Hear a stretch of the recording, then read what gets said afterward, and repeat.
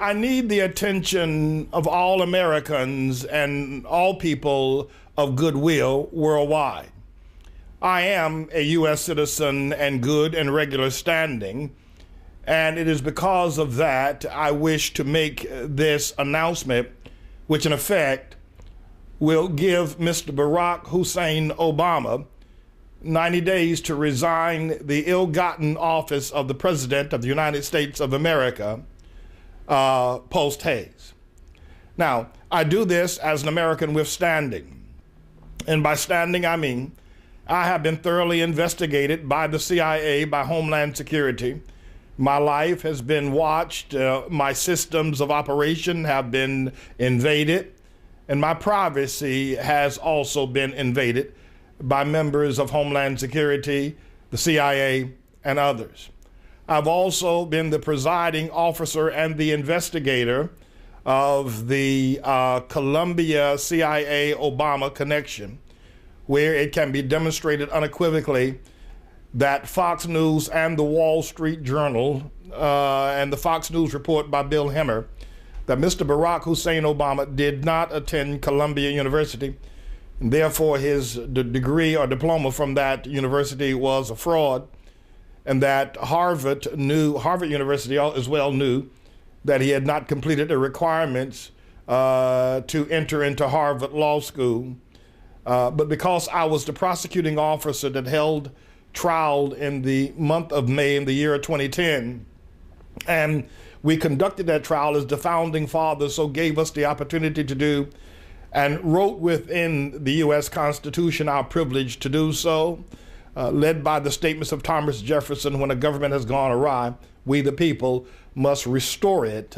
And the amendments to the Constitution, both 9th and 10th Amendment of the Constitution, gives the people to act upon all the rights not retained by the federal government.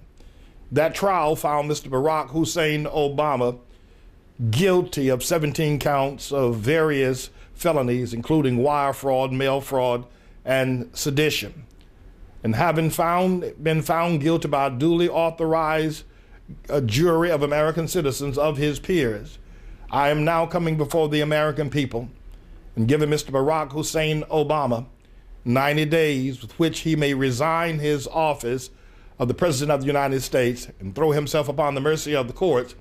But that resignation also must be preceded by a confession that he willfully and unlawfully gained the office of the U.S. President, knowing that he was not a natural-born citizen, that there is no birth certificate in Hawaii that would verify his being born in Hawaii, that he's never claimed to be born anyplace else, and that recent developments in that state under the leadership of Governor Neil Abercrombie and also Tim Adams, the former elections clerk for the Department of State in Hawaii, indicating that there's never been a birth certificate there for Mr. Obama, and the Governor Neil Abercrombie cannot find a birth certificate for Mr. Obama in the state of Hawaii. Therefore, his entire life has been a fraud here in America.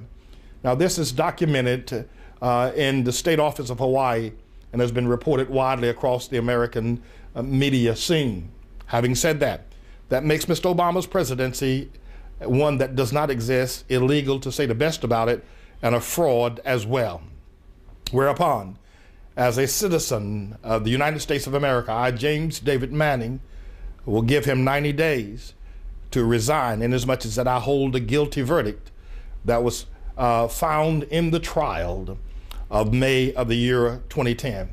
I wish to also state that most Americans, especially those within the political structure, our senators, congresspersons, judges, and others, and those within business and media of the upper class and controlling communities, those that belong to the Bilderbergs, the Illuminatis, the Rothschilds, the Rockefellers, and other ill-gotten groups, know as well that Mr. Obama is not eligible, and they too have been duped by him to some degree, but they were complicit in placing him in office. They withheld the information from the American people, thinking that it would go away after a few days, and especially by hiring big guns like Bill O'Reilly to state that he had seen the birth certificate and another big gun like Glenn Beck to state that birthers were foolish, that such big guns would, and then of course the third big gun would have been the Tea Party that demanded that all birth certificate questions not be raised in the Tea Party deliberations, no placards, no signs, no instruments of questions about Obama's eligibility ever be raised in the Tea Party deliberations. And hiring those three big guns and paying them handsomely for their work, they thought that this matter would go away. It has not. It's only exacerbated. And as you listen to my statements regarding the plea that we're offering Mr. Obama to confess his guilt and resign in 90 days, you may think that this is foolish-hearted and that it will go no place. But remember, the major cabals thought that by buying off Bill O'Reilly and paying off Glenn Beck and paying off Dick Armey of the Tea Party, that they could make it go away. With all that money, it has not gone away, and it isn't going to go away. And the reason why it isn't going to go away, it cuts at the heart of our Constitution. It's the basic and simple truth. It is the one thing that unites us in honor as Americans, and there's just too many Americans that know about it that are willing to sweep this matter, as ugly and heinous as it is, under the rug. And so the best method now is for Mr. Obama to confess and resign. Now, those groups that I made mention of and others, their plans are to, at this point, to allow Mr. Obama to go quietly into the night. They have waged a vicious fight against his Obamacare, his signal bill, and they're going to destroy it, and in the process destroy him, and thusly try to destroy his election term bid for 2012, and prayerfully that he would lose and be a one-term president and go quietly into the night. Well, there are a couple of things about that we cannot allow to happen. Number one, any one-term president, the most recent one has been, well, George Bush Sr., he has not gone quietly into the night, and the other was Jimmy Carter. They don't go quietly into the night, they remain. And the questions about Mr. Obama will always remain, whether he's a one-term president or not.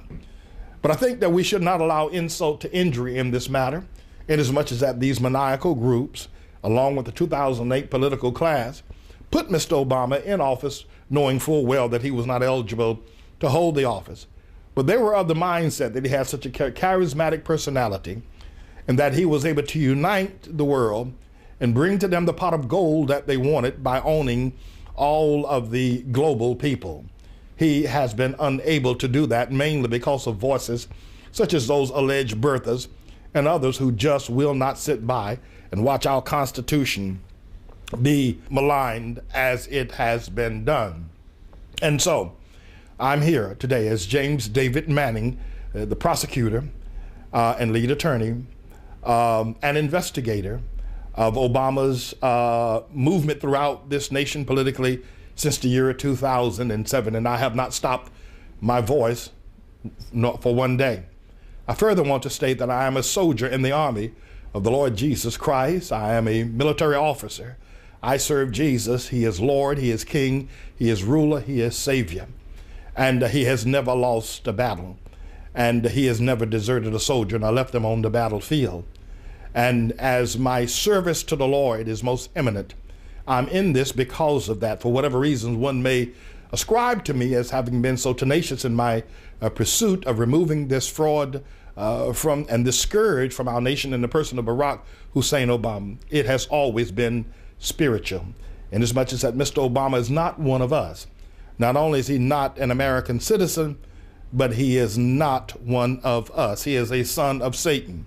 He's born of the Genesis prophecy and the Genesis teaching of those who were born of the sons of Satan, those who saw that the daughters of men were fair and had sexual intercourse with them, and their sons were born as giants or Nephilims, as the Bible, the book, the only truth that we can find, outline and indicates. And I am a servant of that God who would not allow the advancing of the son of Satan to take precedent in our world at this time. And that's why, as a soldier, I have been a fighter on the order of David against the giant Goliath.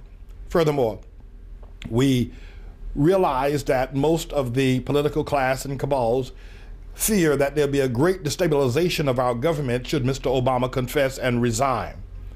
And therefore, it's better to let him just go quietly into the night rather than allowing this destabilization of the global governments.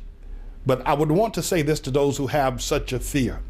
America is a great nation, and we have a number of great patriots. We have people in our nation right now who are willing to understand this debacle, and they're willing to step to the plate to stabilize this great nation, both in its economy, in its politics, and in its racial and social and cultural relations.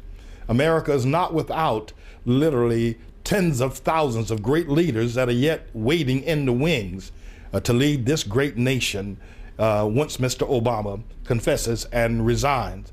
We can and do have Patrick Henrys of a great sort and multitude in our nation at present. We've got George Washington's, Ben Franklin's, we've got Alexander Hamilton's, we've got them now just waiting for the opportunity to serve. And once Mr. Obama makes his resignation and the world gets prepared for it, you will see that America will not be destabilized, but indeed will grow stronger. Now, obviously, there are a large number of people that will go down with Mr. Obama on his coattails because they were aware of his illegal presidency. They were aware of his fraudulent acts. Well, they too must be punished. And what will happen is not be a destabilization of our government, but it will be a time of honor and purification of our government. There are many in the media who have falsely perjured themselves, who have suborned perjury and have lied and have deceived and have used fraud to keep Mr. Obama in power. They too must be prosecuted to the fullest extent of the law. And then there is one final item before I close here today, and that is the item of the CIA, the Central Intelligence Agency, Homeland Security, and others who have been given power to, through their leader, to affect martial law. Now, Mr. Obama, in the event over the next few days, could affect martial law for any reason whatsoever, such as public drunkenness by more than 10 people, or the outcry of those marching in the streets against his ill-gotten presidency. He can create martial law. I think we need to, first of all, understand that that privilege will not be granted to him. And Congress needs to act post haste upon that. But we also need to understand that the CIA and the other organizations that have been known for terrorizing men and women both at home and abroad, that there must be a full investigation to them, that there must be a restructuring of the CIA. At present, right now, they've not been that effective. They're not that effective in China anymore. They're not that effective in the Iranian Muslim nation anymore. They're pretty much running amok with $1 billion budget, doing what they will, and bringing home no bacon of any sort. They must be reorganized. Panetta must be moved, and there must be a restructuring of the CIA. And the CIA must then be put under a more control or oversight of the people. For what they do now, they report to no one, spend money by the billions of dollars, and pretty much wreak havoc. Finally, the men and women who now sit in Congress, all 535 of them, and others who are supportive or ancillary to the Congress and legislators and judicial and executive branch. These people at present America feel that they are above the law, and they have such power in the event that they infract the law that they are able to escape any kind of punishment, court hearings, or sentences that we, the normal people, we, the people of America, must endure should we violate or break the law. We've got to change this dynamics. Our founding fathers intended for all of us Americans to be equal under the law. But as we can very well see now with Mr. Obama and so many others, many Americans have been murdered and killed because the leadership of our nation, many of them are above the law.